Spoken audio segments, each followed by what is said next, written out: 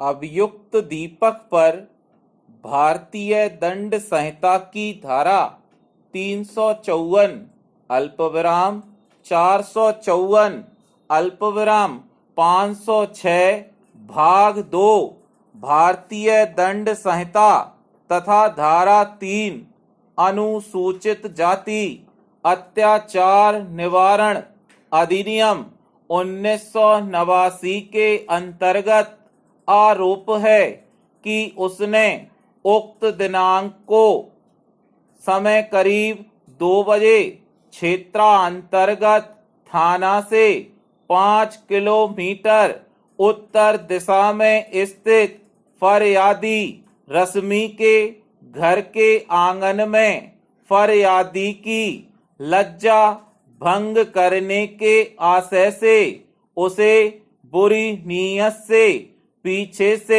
पकड़कर आपराधिक बल का प्रयोग किया। अल्पविराम फरियादी को बुरी नीयत से पकड़कर अवांछनीय क्रिया की। पूर्णविराम फरियादी के घर के आंगन के अंदर उसे अवांछनीय रूप से अंग क्रिया का अपराध करने के आशय से गृह अतिचार किया।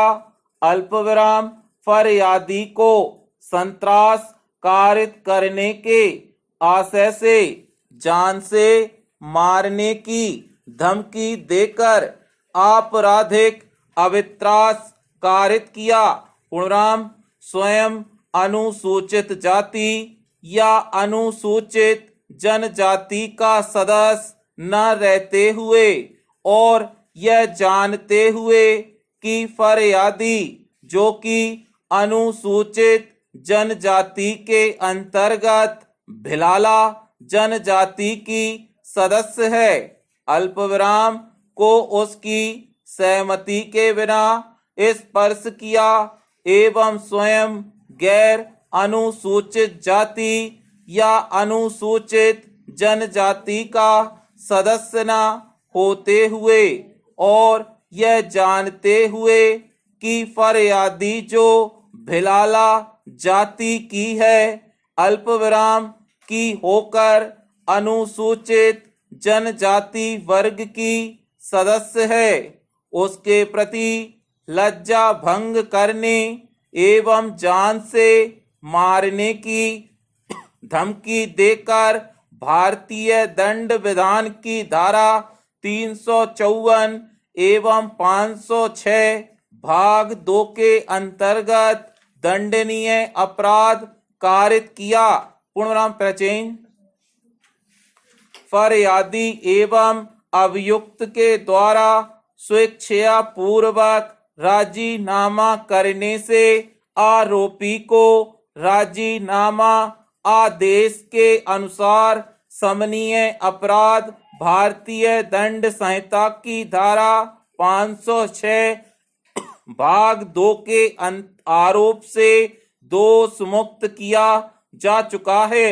पूर्णविराम यह आदेश केवल असमनीय अपराध भारतीय दंड संहिता की धारा 354 अल्पविराम 454 भारतीय दंड संहिता तथा धारा 3 एवं अनुसूचित जाति अनुसूचित जनजाति अधिनियम 1989 के संबंध में पारित किया जा रहा है। पूर्णविराम चूंकि दंड प्रक्रिया संहिता 1973 की धारा 232 के अंतर्गत दोष मुक्ति का आदेश अभिलिखित किया जा रहा है। पूर्णविराम इस कारण अभियोजन के पूरे मामले का वर्णन करना आवश्यक नहीं समझा गया है। पूर्णविराम वैसे भी महत्वपूर्ण तथ्यों का उल्लेख ऊपर किया जा चुका है। पूर्णविराम अतः अभियोजन पक्ष द्वारा प्रस्तुत साक्ष्य लेने और उभय पक्ष के विद्वान अधिवक्ता के तर्क श्रवण करने के उपरांत मेरा यह सुविचारित मत है कि फरियादी ने लेस मात्र भी अभियोजन कहानी का समर्थन नहीं किया है। पूर्णविराम अतः ऐसी स्थिति में अभियुक्त आरोपित अपराध से दोष मुक्त होने का पात्र है। पूर्णविराम प्राचीन प्रकरण में जब्तशुदा फरियादी का जाति प्रमाण पत्र की एक प्रति प्रकरण में संलग्न कर मूल जाति प्रमाण पत्र फरियादी के उपस्थित होने पर वापस किया जावे। पूर्णविराम प्रकरण में अन्य जब्तशुदा संपत्ति नहीं है।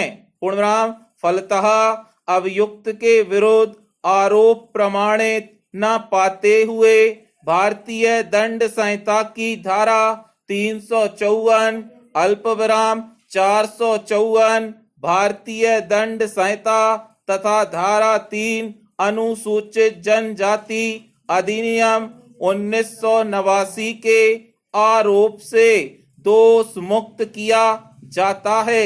पूर्णविराम स्टॉप।